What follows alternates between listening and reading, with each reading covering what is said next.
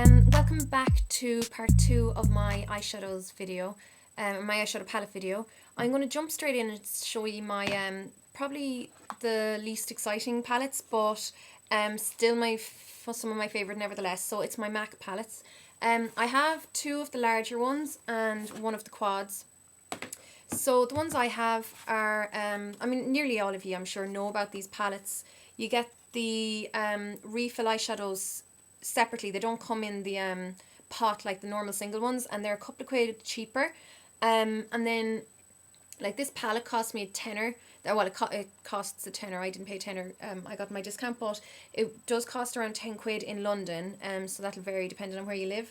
And then you just put the inserts in yourself. So I have this one, which is mostly browns and yellows and golds and a couple of greens, and it's just that. There's not much else to say about it. And then this one, which has my pinks and purples. So this is kind of like my favourite one.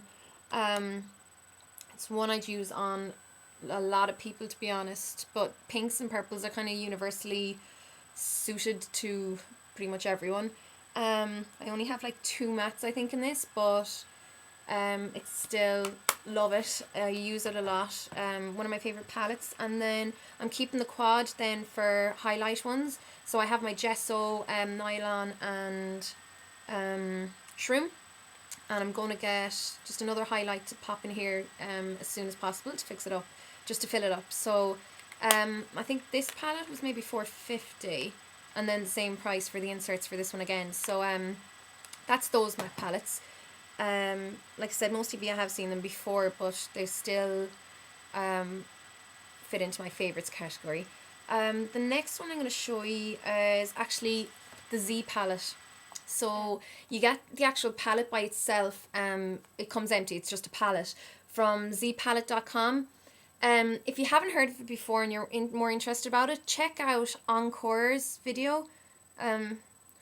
Encore, yeah, it sounds weird coming from my accent. I'm used to hearing it in an American accent, but Encore's channel, and check out his video. He does a really good review on the Z palettes.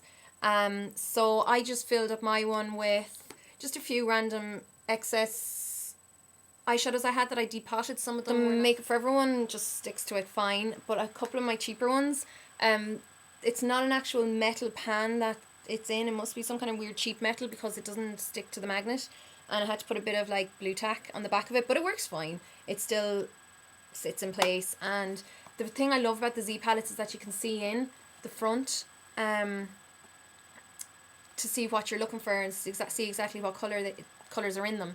So do check out Corin's video on them, and I'm nearly sure Purse Buzz did a video on them as well. Not 100%, but I'm nearly sure she did. So you can check them out. They do great reviews. So it's just Z palette or Z palette, however you pronounce it, .com.